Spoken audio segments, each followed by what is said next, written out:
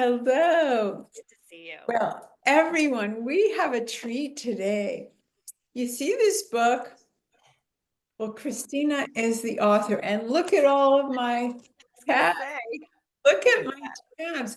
Her cover is actually stunning if you don't see it with the my tabs. But um, we get to talk with Christina Niles. Am I saying that right? Nylese. I know it's not the easiest last name. I've never Nylese. You've always been Christina to I me. know. Yeah. Never have last names.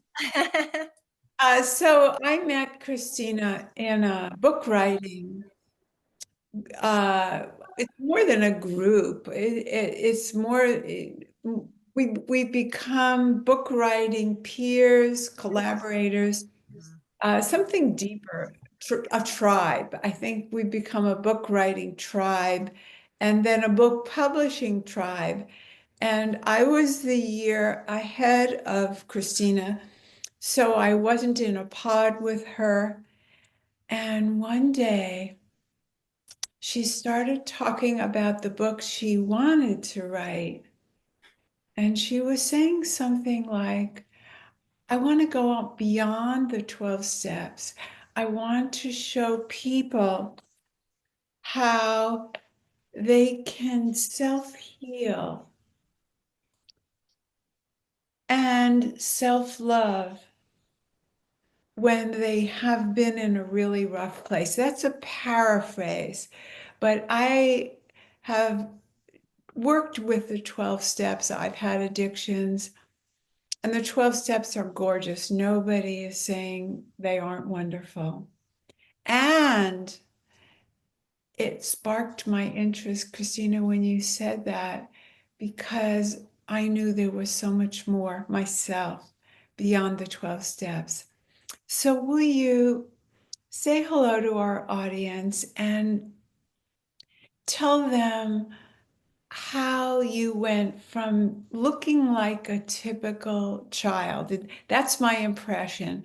I didn't hear much about your childhood, but if we'd had a video camera, you know, uh, telling the story of your childhood, you would have looked rather typical, good student, athlete, popular, head of this, participated in that, busy, outdoors, for all uh, obvious lenses. You looked fine, and then something happened. Would you just tell us your story? Yeah. So yeah, you're right. I had a great childhood.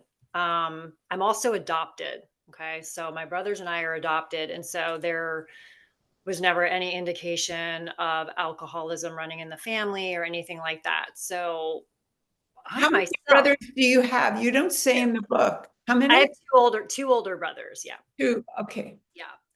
So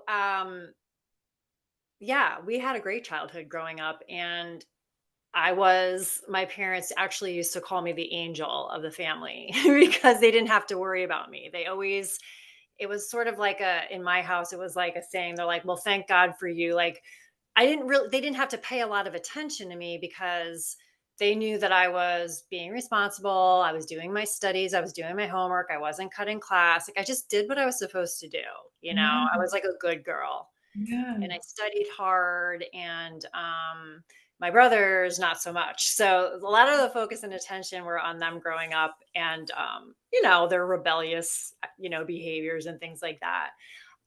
So I kind of, it was always like, Christina's going to be okay, sort of thing. And whenever there was chaos in the house, and maybe they were, getting in trouble and there was yelling and screaming, I would just go hibernate in my room and shut the door and like bury my head in books and Mhm. study and things like that.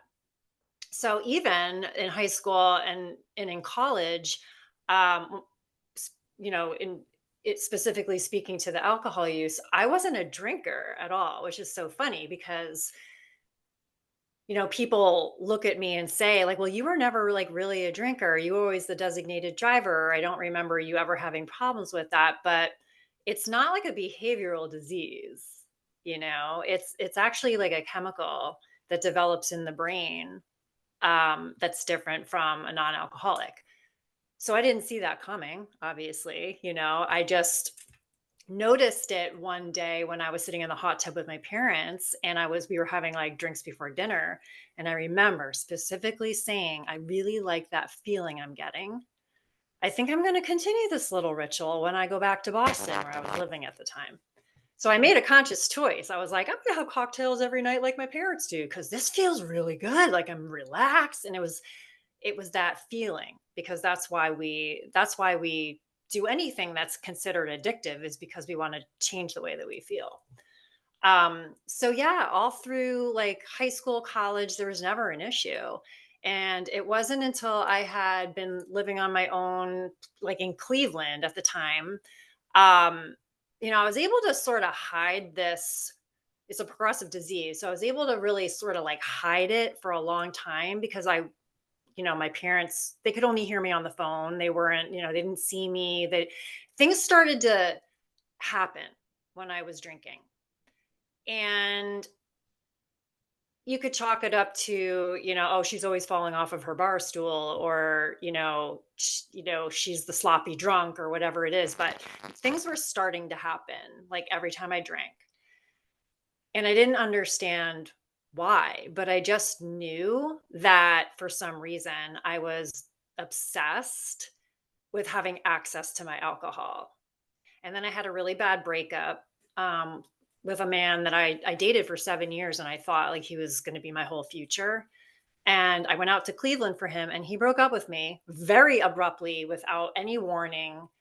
And that's what really took my drinking. Like I took off. I was off and running with my drinking. I used it as a coping mechanism purposely, because I was living in isolation. I didn't really have friends out there.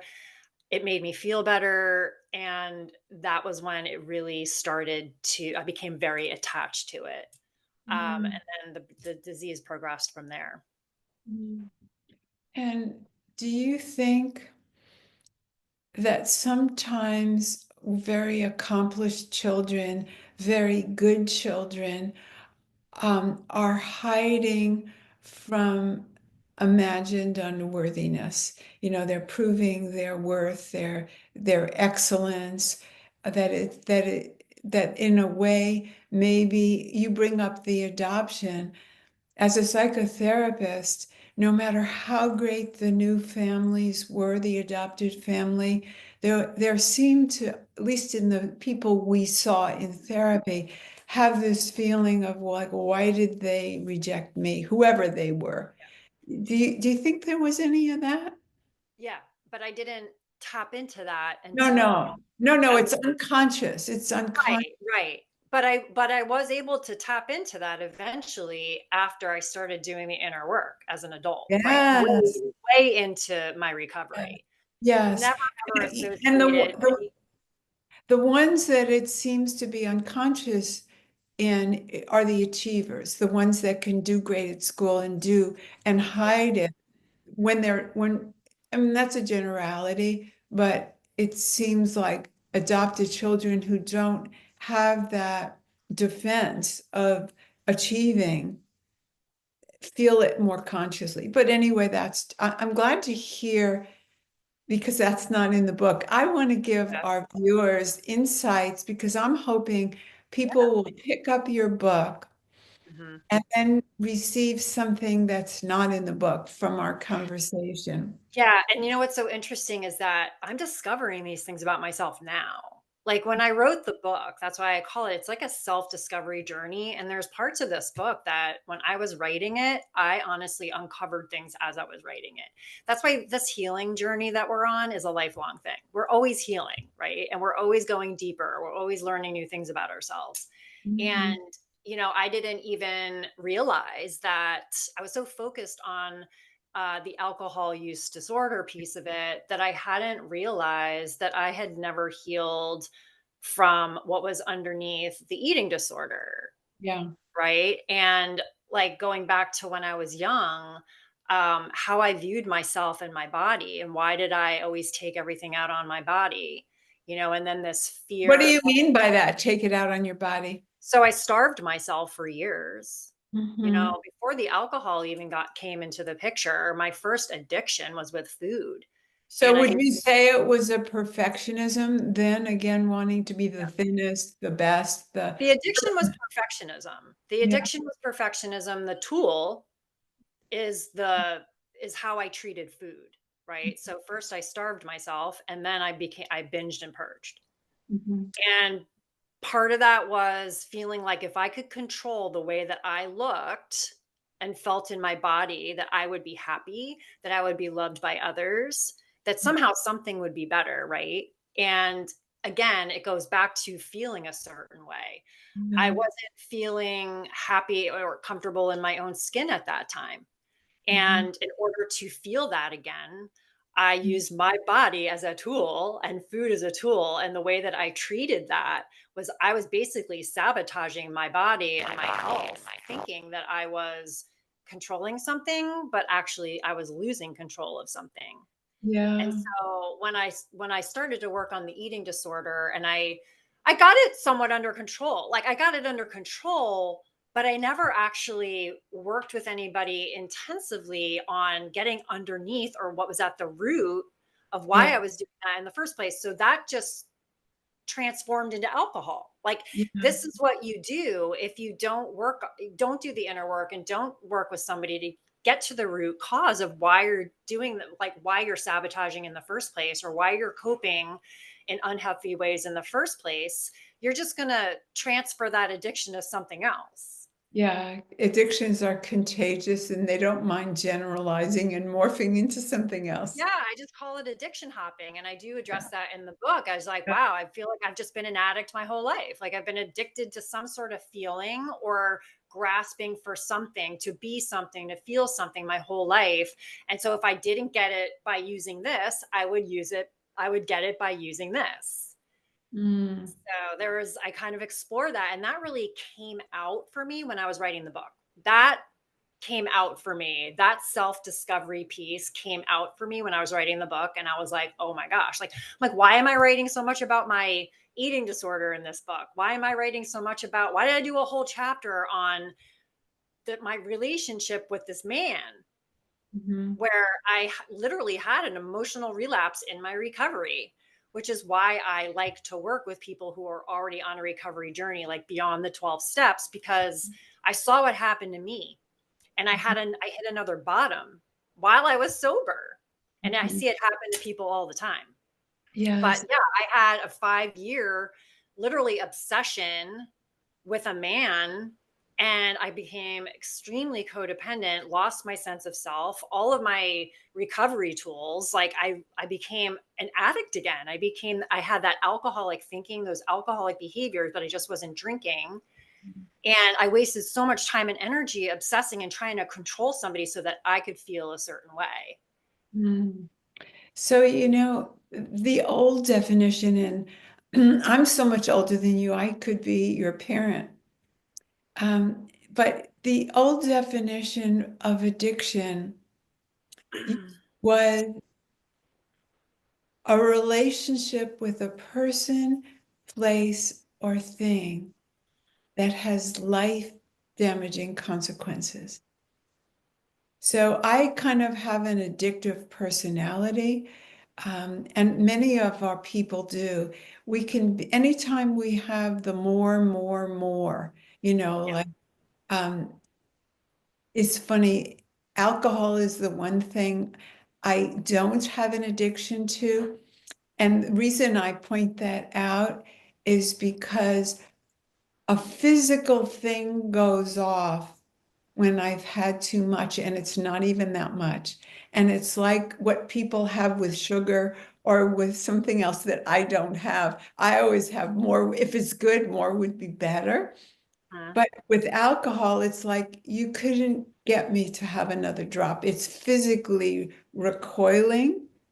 But I wonder about that definition. Um, I think it's outdated because the person who has to decide if it's life-damaging issue, life-damaging consequences is so late to the party. So you'll have to read the book to get this.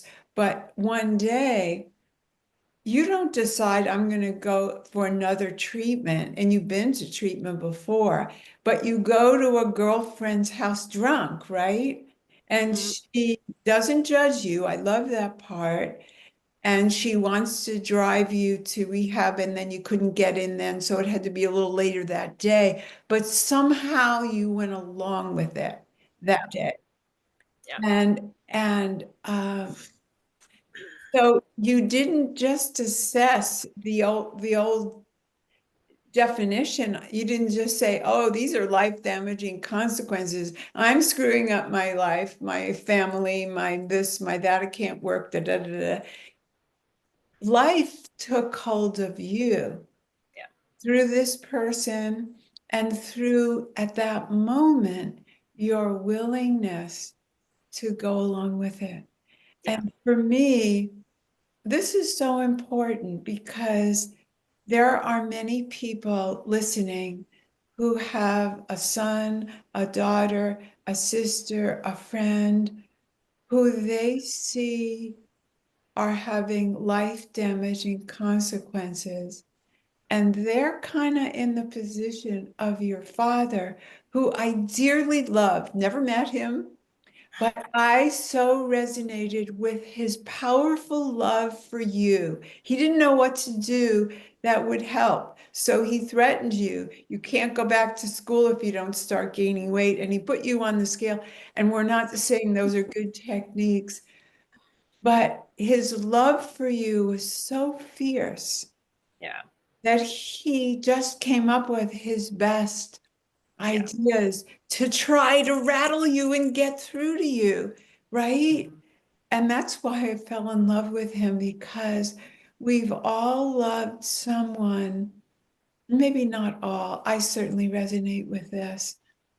When my daughter was gaining weight and gaining weight and gaining weight, I judged her because I had that in my background where my mother judged me and her mother judged her, and we'd all been obese. It wasn't the best method, but when you don't know better, you just want to do something. And sometimes it's clumsy, like what I did, and I had to go on a journey to fix that judging and only love her. And thank goodness we were able to do that before she died. How was it with your father? Did you ever able to make up with him? When did he die? It's not in the book. So my dad actually, it's so funny because my dad, I feel like my dad was a part, even though he had passed in 2022 on Thanksgiving Day. I actually found him. He was in declining health rapidly, and I was so fortunate to spend the day before with him and do what I cleaned his linens and I changed his clothes, and I came back the next day to get him for Thanksgiving, and it was just his time. And I sat with him, and I had a strained relationship with my father. So that was very special to me, that was my experience with his death. But then I also know that he was, if it wasn't for him, like how do I say this? I wouldn't have been able to write this book without, he always supported me as a writer. Although, he was the one who was like, why are you leaving your job at Merrill Lynch? You're supposed to, get a job, keep it for like 40 years. But he always knew that I loved to write. And so I felt like he was with me the entire time that I was writing this book. Um, and still is, and is very proud of me. Um, but he didn't talk to me for 4 years. 4 years. When I got my last DUI, that was it. He cut cords and did not talk to me for 4 years. And it probably He and your was, mother divorced? yeah, they were divorced. Oh, I didn't get that. Yeah, and he probably, gosh, Rosalind, if I was to include all this in the book would have been like 1,000 No, pages. I'm not saying you should have. It's not a memoir. Yeah, It's a teaching right. how to become truly healthy. there are a lot of recovery books that talk about addiction, but there are less books to talk about what does wellness look like and your circle of what to look for, what is less developed in oneself. Yeah. When that's very, very important. A lot of your book, though it does have stories, and I am following up on the stories because I'm a people person, but the wellness part, like we do have many people in this community who have studied the Enneagram with me. And there's a part of the Enneagram where we all have all three. We all need to be social in some sense, to belong to the world. We all need to have one-to-one relationships. But self-preservation is the third. And so many people struggle with, yeah, but how? I've always put the other person first. Society tells me that's the better person, that's the more generous, that's the more spiritual. Not to the ignoring of yourself. And you do a good job on boundaries in this book.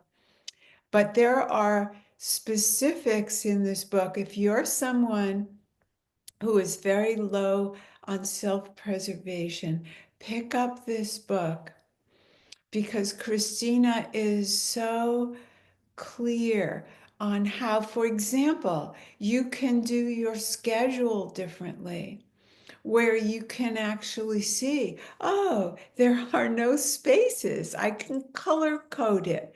I mean, we should probably have you back and do a whole hour on how to do Yeah. your schedule It's your funny. way, or take a class. You offer classes, right? Yeah, Or I you do. used to?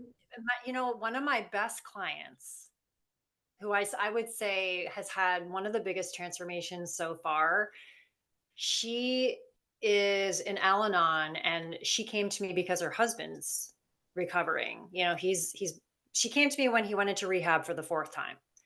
And so we started with the time management piece because she's like, I know all of what I want to do. Like, I had a healthy lifestyle, but because I was so focused on him, she lost her own health. She had recovered from breast cancer, but didn't even like have time to enjoy her own healing. And she was completely immersed in like taking care of him and being his caregiver and worrying about him and trying to control him, that she completely lost her sense of self. And so, everybody needs recovery. It's not just the person who's the addict or going through whatever struggle that it doesn't have to be like alcohol or drug addiction, but the family members, the people that love them, that are suffering, trying to help them, and so focused on them that they are not taking care of themselves. You see this with caregivers all the time.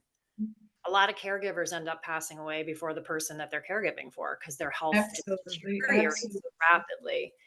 And there are Um, so people who are actually good at managing time, but there's no time on the inner self. They're scared. They would listen to this so far, but I know it's different and say, well, check, I don't need that because I have a great schedule and I'm top of it all. I manage my time.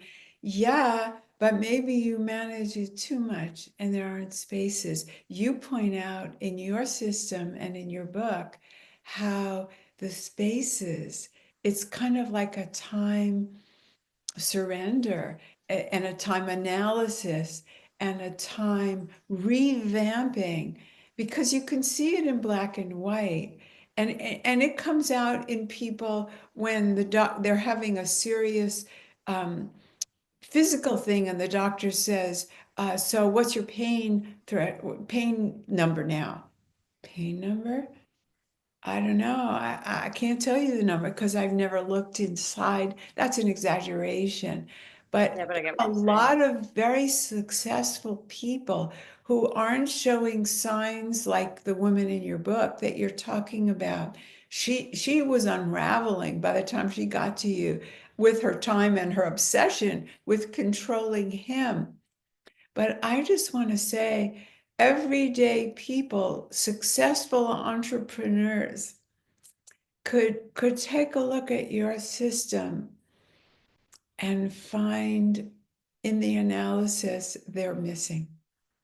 They're You know, insides. yeah, all last year before I landed in the recovery space, because it was just a strong calling for me, I was coaching specifically to time management. And then I decided to, it's so important that it became one of my pillars. So it's a piece of like my coaching structure and the framework and everything. It's so important. I'm like, I can't leave this out because people do need structure. They do need step-by-step processes, even though the my self-healing pathway is a pathway, and they don't have to necessarily go about it in any particular order. Like a pathway is sort of like I'll meet you where you're at and we'll sort of like kind of go from there. It's not a step-by-step process. The 12 steps is a step-by-step process, but this isn't. And but the time management piece inside, that is a specific step-by-step process that when people learn it and start to implement it, they feel so much more in control of things, which gives them a huge sense of relief. But it's really more about creating time abundance because we all have 24 hours in a day. Like it's not like we can create time. Everyone's like, I want more time. I'm like, well, you can't have it because we all have 24 hours. Let's look at what you're doing with the time that you have. And when we create this space, right, after we decide, like, oh, I don't need to prioritize all these things. I'm only human. Like, what are the three most important things? And let's stick to that. And they get into the groove and they get used to using the system. They realize that there is a lot of space in their day that they can use for these nourishing habits that I teach, for the self care, for the mindfulness practices. And they learn how to not create routines out of that, but I mean, to get into the habit of doing that on a daily basis. Like the whole point is to bring mindfulness into your everyday living. And if So we're running let's on talk about mindfulness in okay, everyday living. Can you describe what your definition of mindfulness is? Because I wrote it down. Go ahead. yeah. Well, I mean, it's how you're paying attention to the present moment. There And we it's go. really And, tapping into all of your senses. So when you and are yes. yeah, when you're practicing mindfulness, you can do a mindfulness meditation, you can take a mindfulness walk. You could be driving your car and decide that you want to be completely like tuned in to what is happening physically in your body. You want to tune into all of your senses. So mindfulness is really paying attention to what's happening with all your senses. What are you seeing? What are you feeling like physically? um what what do you smell? It's paying attention to all of these things that we don't pay attention to when we're running through life on autopilot. So there's Your formal. emotions, right? And your Yeah, emotion. well, it's your thoughts. So the thoughts that pop up, what happens normally is that we start playing with them and going down rabbit holes. Yeah. Yeah.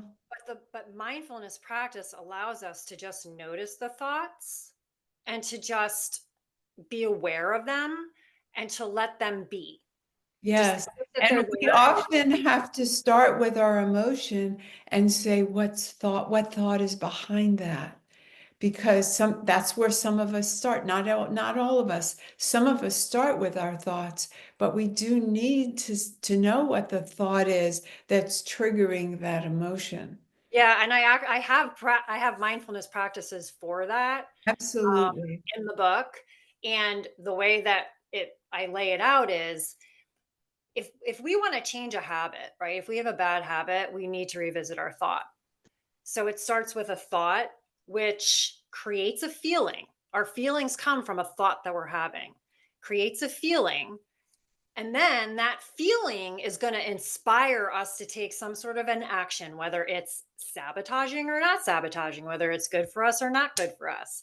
And then that action, when we do it on repeat, that becomes the habit, the behavior, what we do over and over again. Okay. So now our brain is wired Hmm. to follow that thread. In Hmm. between the feeling and the action, there is a space there right in between. You've got the thought, now you've got that feeling going on, and all of it. Like when we're running on autopilot, we're jumping right to the action that we normally take, whether it's good for us or bad for us. I'm just going to grab for booze. I'm going to grab for that cake. I'm going to lash out at my partner. I'm going to, sit on the floor and obsess over my boyfriend and what he's doing on social media. Like, we do not give ourselves that space in the middle, which is where we pause. Mhm. So But mindfulness can happen at any moment that we break the autopilot. We don't need to have time to go into a practice. We no, can, and that's the beauty of yeah, your book. it You slows us down. It slows us down. And that is a huge part of addiction and people who act impulsively. Remember, I said in the book, like, I grabbed for that booze like a reflex. I didn't even think about it. It's just what I did. It's just what I did. But I never gave myself, I never saw that space in between feeling and action, which is called the pause, where I had a choice. And it's not always a long amount of time. And this is what happened to me in the homeless shelter when I surrendered. That was why I was able to surrender, was because I had that moment to sit there and think about what my next action was going to be. And I had that place of pause and I had a choice. And we all have that choice. So when you practice mindfulness over and over again, you slow down and you create that space. That space where you pause becomes bigger and bigger, and you're able to make a better decision Mhm. for yourself. So, what made you decide to go and teach in jails? Because I had been in jail myself. And I remember being in there and going to meetings and saying to myself, if I ever get sober one day, I'm going to come back here and I'm going to bring meetings in. And even though it took me a while after that to get sober and to actually get to that point, I remember saying that to myself because it had such a huge impact on me. So, And I when I, want to pause here. yeah, I want to pause here and take in what Christina just said. I hear that almost like a vow. It really touched me. It went in deep when you said, if I ever get sober, I'm going to come back and bring meetings in here.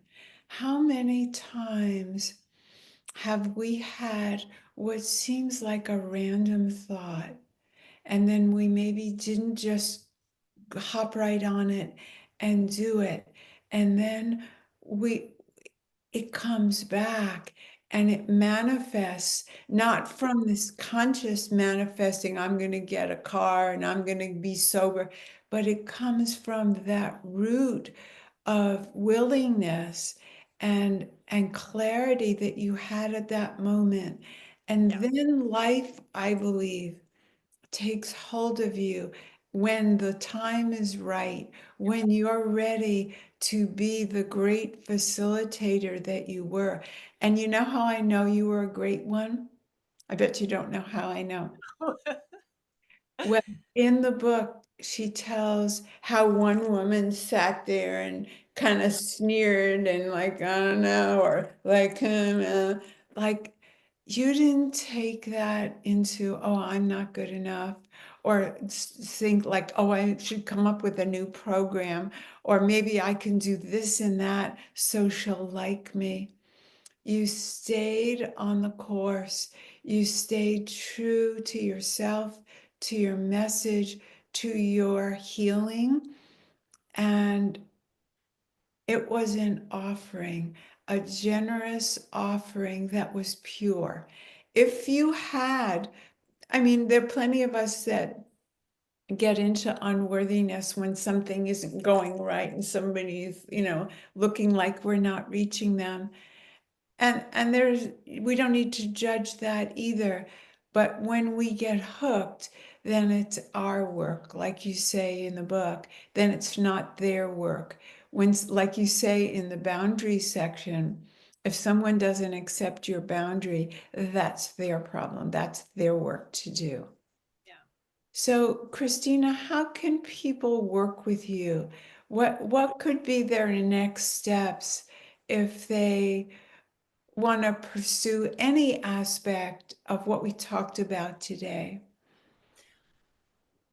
Well, I'm definitely, the first step is really just having conversation. I mean, I like to get to know people. so that I know where they're at. You know, I'm not into pushing anybody into working. I'm not out there to be like, work with me, work with me. Like, I really want to make sure that I'm guiding them in the direction where they need to be. Cause especially when you're talking about recovery and addiction, I want to make sure that they're at a good place in their recovery before we start working together, or else it's not going to serve them really in the way that I want it to. But so a clarity call would be the first step. I also, if they Wait a get their minute, wait a minute. Is that free? Oh, Is it? it's free. Yeah, it's a free 20-minute call. So I really just get in. I just it's a get to know you call. Mhm. It's kind of like the first introduction, get to know a little bit about them and where they're at, Mhm. and then we can just discuss their options. You know, let's see like if they're you know, with the thing with addiction and the thing with recovery is my first question is, are you willing to go any length? That was what they asked me when I got sober and I, you know, asked someone to sponsor me. She said, are you willing to go any length to stay sober? What does that mean to people who haven't been addicted? What does that mean? Any length? It means like, you know, so if she suggested that I go to a specific AA meeting, I better show up at that AA meeting. I better make time and space for my recovery. I better put it first. Like I went any length to get my booze. So the way that I think about it is, wow, like I got my booze when I had no money, I had no transportation, and I still managed to get my booze. I went any length to get my booze. I can put that same kind of energy and focus into my recovery. You know, I love that question. Are you willing to go to any length? When I finally got a turnaround for binge eating, I said to myself, I want this so badly that I want freedom from this food fear and this cycling that I'm willing to even gain weight to do it. It was a non-dieting approach, and I'm willing to gain weight. That was the first time I was willing to go to any length. I'd do anything else if I could stay slim or get thinner, but never gain weight. And so that's what made me know that I understood what you meant.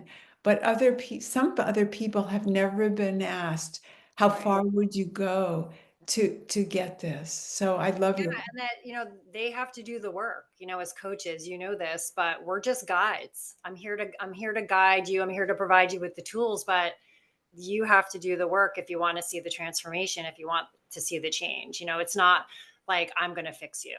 I can't fix anyone. God, hell, I can't even fix myself. But, you know, it's really the accountability, and it's having someone to show you the right tools, and you know, to help you sort of navigate through this like life thing after recovery. It's like, what do I do now? I love that saying that I always say, I'm sober. Now what? Now what? Is this yeah. as good as it gets? Like, what do I do now? Yeah. So And like, sometimes we don't see our good when it's right in front of us.